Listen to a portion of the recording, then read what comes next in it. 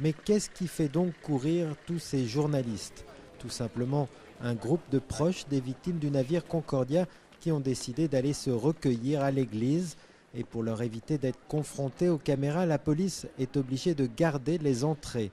De quoi perturber un peu le curé, déjà obligé de se prêter à un drôle et inhabituel jeu avec les médias.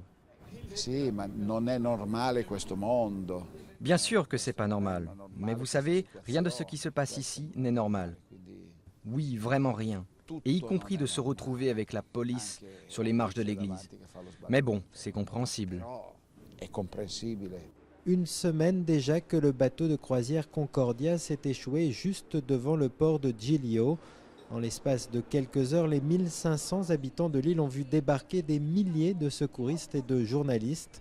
Commerces, hôtels, bars, restaurants, tout le monde s'est mis au diapason de ces drôles de visiteurs qui ont placé la petite île au centre du monde. Un événement comme ça, c'est du jamais vu dans l'histoire. C'est un événement mondial. Rendez-vous compte, un bateau de cette taille qui coule comme ça, c'est du jamais vu dans l'histoire de la marine italienne, et même mondiale. Et il fallait que ça nous arrive à nous. Qu'est-ce qu'on peut y faire? Penso che avrà molta pubblicità. C'est sûr que ça nous fait une énorme publicité. On ne peut pas dire le contraire. Però ancora non ho capito se Mais je ne sais pas encore si ça va nous apporter du bon ou du mauvais. Le maire du village, lui, veut croire en la bonne étoile de son île. Malgré les risques de pollution, au cas où le navire viendrait à se briser, il pense que les touristes ne devraient pas bouder l'île. Depuis quelques jours, Sergio Ortelli reçoit d'ailleurs des dizaines de mails de gens qui lui assurent de leur fidélité.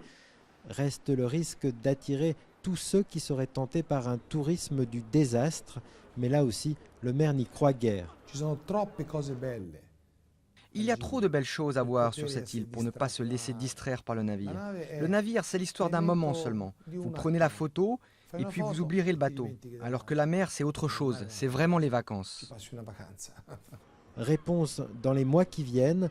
D'ici là, nul doute que le Concordia se sera fait une place de choix parmi les cartes postales les plus insolites de l'île.